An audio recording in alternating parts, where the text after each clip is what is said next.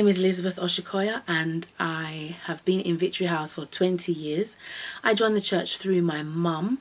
One particular Sunday, she had been looking for a family church to join and to be a part of. And she said that her mum had found this new church and she told myself and my sister, you know, let's go. And I remember that Sunday like it was yesterday. And we said to her, no, we're not going, because we had been to so many other churches for short periods of time and we were just tired of going to church, different churches.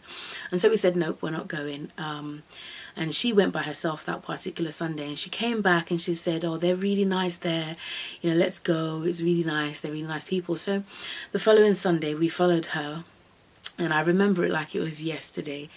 And 20 years later we are still here. I was 9 years old then when we joined, and I got married in the church. I married somebody from the church.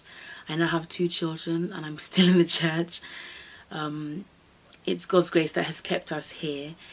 And I do congratulate Pastor Leke and his wife for the years that they have put in to this great work. And one thing that I will commend Pastor Leke for is his enthusiasm. I remember when I was just those years ago, I was probably about maybe 10, 11 years old when we moved from Deptford Green School to 321. And I remember it used to be, I think, a pub and houses on top and a pub downstairs. So they had to renovate it.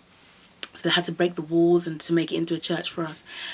And literally the place was a building site. So there was wires everywhere. It was probably even hazardous. But true, Pastor Leke still called a night vigil and we still showed up. There was probably about 5 to 8 people in that particular prayer vigil, and there was no electricity in the room that we were. It was pitch black, and I remember he had a lantern. He put the lantern on the table, and he was the only one that could read the Bible because he was the only one that could see with the light.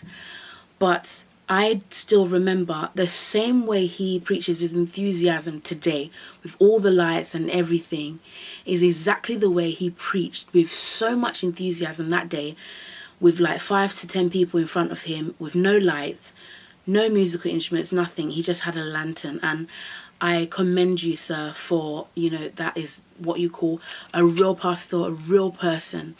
Because, you know, you had absolutely nothing then and you were still enthusiastic even as you are today. So it's not fake when you see him on the stage, on the pulpit, and he's really giving it all. It's not fake. He's been like that since day. I'd like to congratulate you once again, and I pray that the Lord will give you more grace to be able to take this vision to the next level. Congratulations.